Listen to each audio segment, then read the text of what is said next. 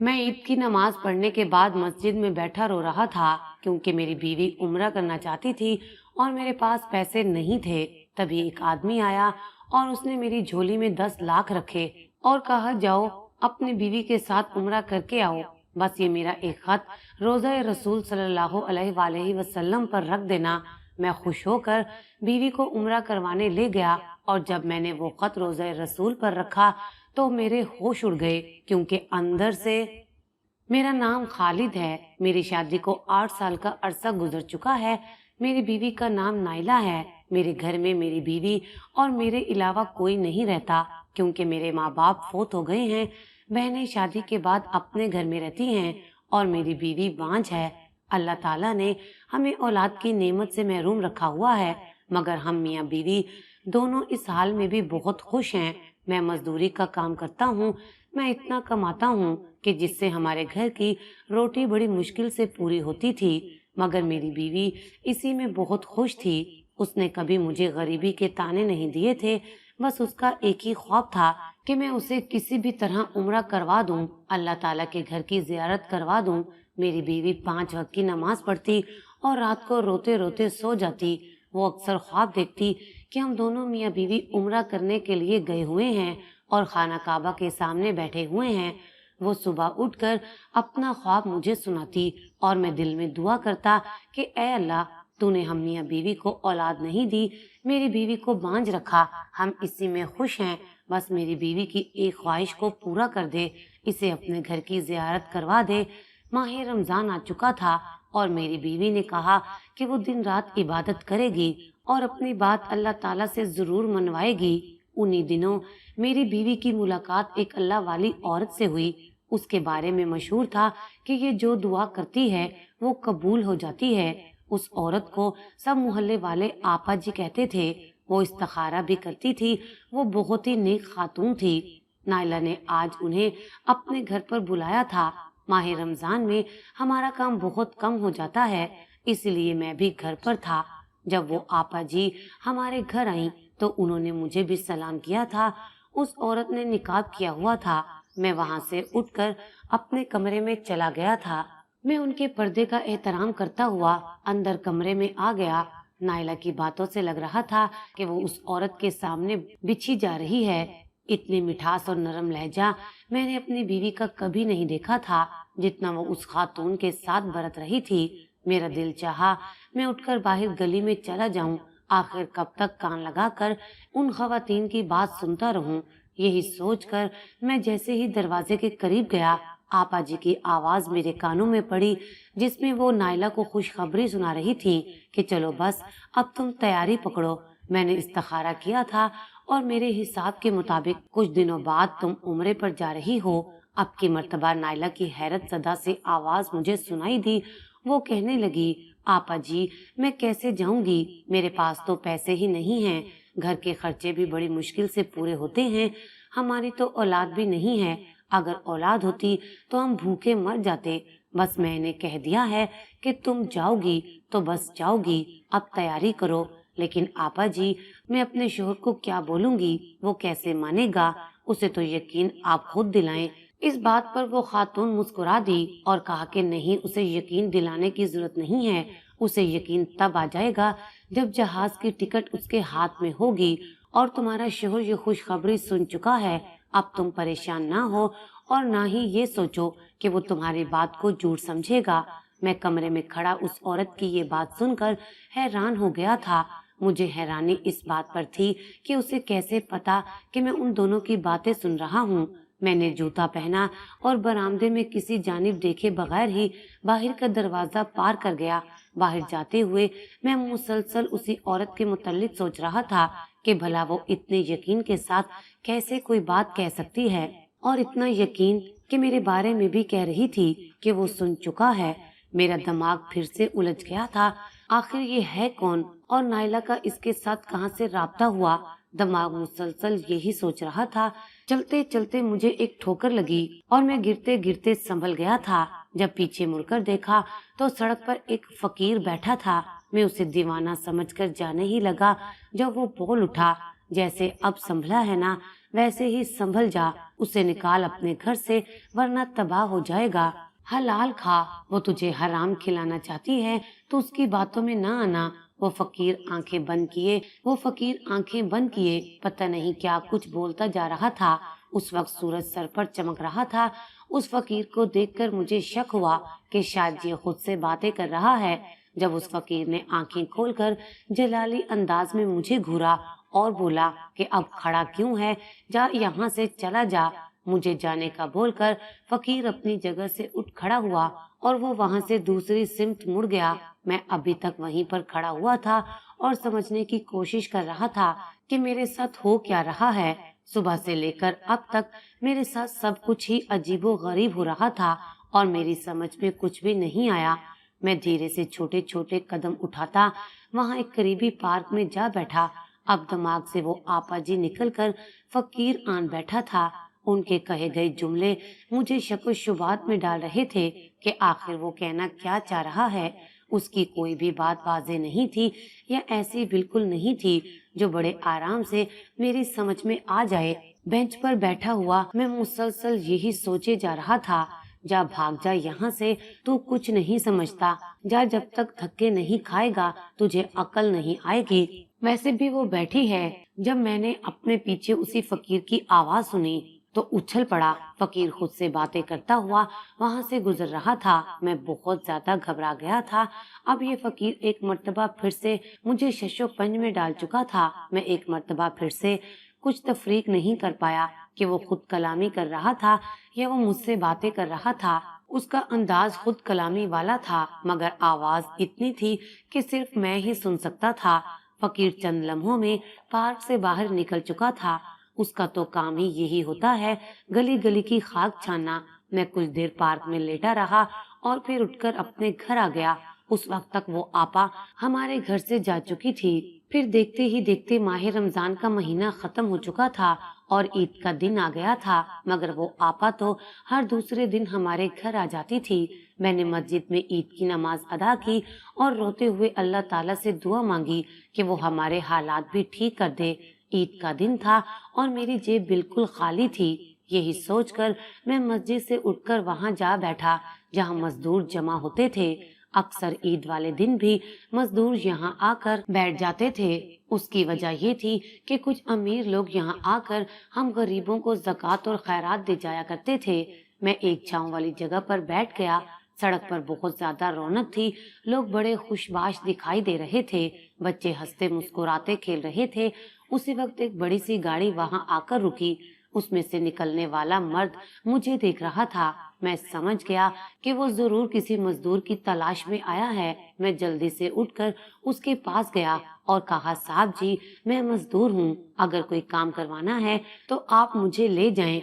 वो मुझे बड़े गौर से देखने लगा था। फिर कुछ सोचते हुए बोला, तुम्हारा नाम क्या है? मैंने बताया कि मेरा नाम खालिद है।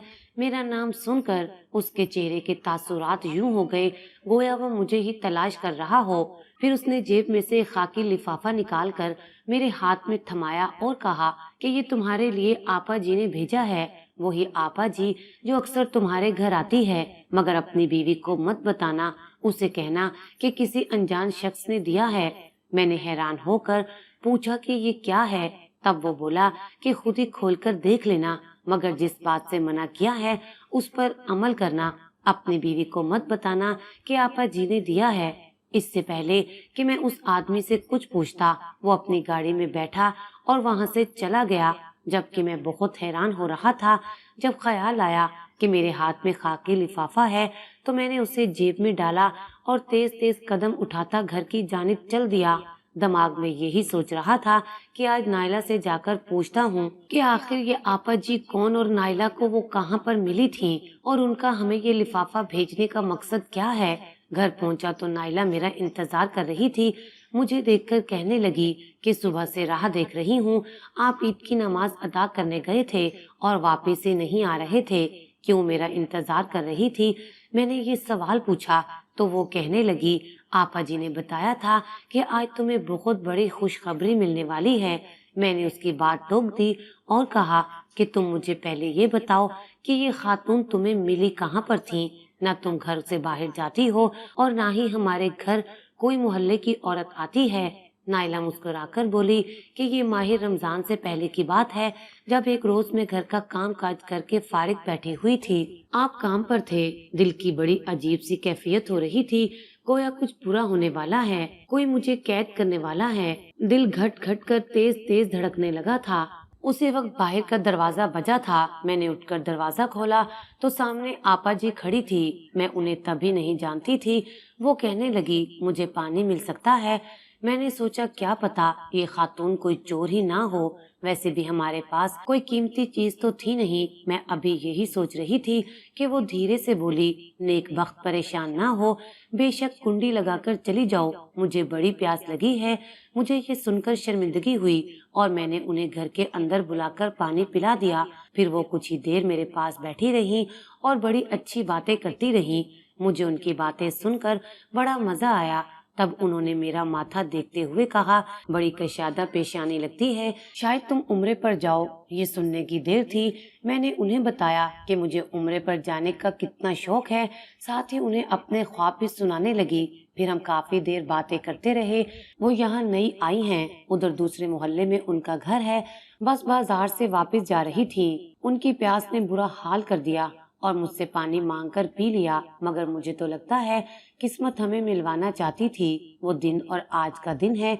मुझे उनसे बड़ी अकीदत हो गई है। मैं चुपचाप बीवी की बात ही सुनता रहा। फिर मैंने नायला को उस आदमी का किस्सा बताया जिसने मुझे एक लिफाफा दिया था। अलबत्ता ये बात नहीं बताई कि वो लिफाफा आपा जी की जानिब से आया था। नायला बड़ी हैरान हुई और हम दोनों ने जैसे ही वो लिफाफा खोला, हमारी आंखों से खुशी के आंसू गिर पड़े। उस लिफाफे के अंदर 2 उम्रे के टिकट थे। ये देखकर मेरा दिल आपा जी के लिए नरम होने लगा कि वो मेरी बीवी की ख्वाहिश पूरी करने की खातिर कैसे छुपकर हमारी मदद कर रही हैं। वो खुदा की वाकई नेक बंदी है। मेरा बहुत दिल चाहा कि अपनी बीवी को अजमत के मुतल्लिक बता दूं, मगर उस आदमी की बात याद आ गई कि अपनी बीवी को मत बताना। इसीलिए न चाहते हुए भी मुझे चुप होना पड़ा। उसके बाद हमने वीजे के लिए अप्लाई करना था, जिसके लिए पैसे चाहिए थे। टिकट के मुतल्लिक मेरी बीवी कुछ नहीं जानती थी। बस यही इल्म था कि अल्लाह उसे उम्रे के लिए बुलवा रहा है, तभी अपने किसी नेक बंदे के हाथों मदद की है। अगले रोज नायला ने बताया कि जब आपा जी को मैंने टिकट का बताया तो वो बहुत खुश हुई और कहने लगी कि मैं ना कहती थी कि तुम उम्रे पर जा रही हो। फिर आपा जी ने मुझे 2 लाख दिए और कहा कि ये मेरी तरफ से तोहफा रख लो। मैंने बहुत इनकार किया, मगर उन्होंने जबरदस्ती वो पैसे मुझे दे दिए। आपा जी के जाने के बाद जब नायला ने वो पैसे मुझे दिए तो मेरे दिल में आपा जी की इज्जत मजीद बढ़ गई थी। वो बहुत ही नेक और बड़े दिल वाली खातून थी। मैं उनके मुतल्लिक जितना सोच रहा था उतना ही उनकी शख्सियत से मुतासिर हो रहा था। खैर, उम्रे पर जाने के सारे काम करते करते हमें तकरीबन 1 महीना लग गया और हम ठीक उसी दिन रवाना हुए जब आपा जी ने अपने हिसाब के मुतल्लिक बताया था कि हम जाएंगे।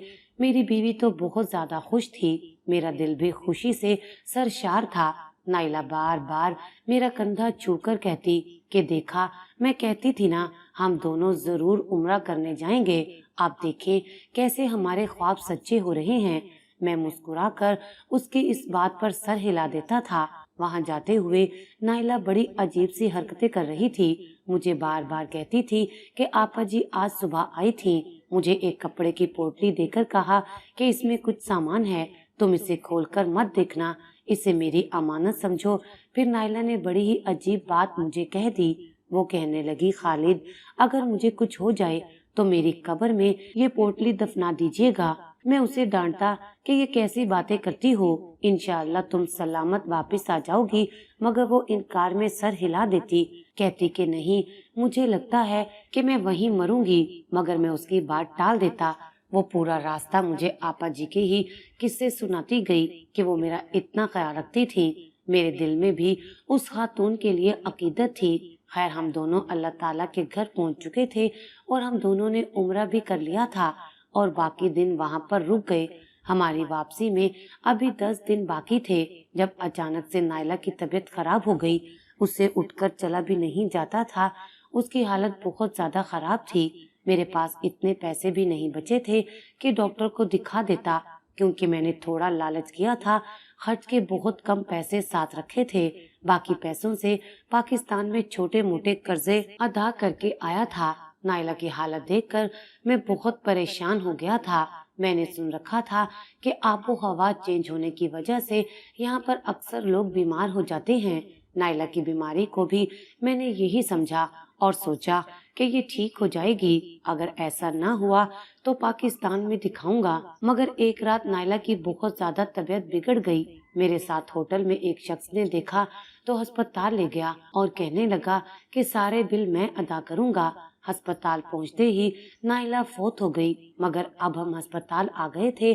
डॉक्टर ने उसकी मौत की तस्दीक करनी थी। डॉक्टर ने मुझसे पूछा कि आपकी बीवी कौन सी दवा खाती थी। मैंने डॉक्टर से कहा कि वैसे तो वो कोई दवा नहीं खाती थी, बस रोजाना एक गोली ताकत के लिए खाती थी क्योंकि वो बहुत ज्यादा कमजोर हो गई थी। डॉक्टर ने मुझसे कहा कि आपने हमें वो दवाई लाजमी चेक करवानी है। मैं मान गया और वहाँ नायला का जनाजा अदा करके मैंने उसे वहीं पर दफन कर दिया।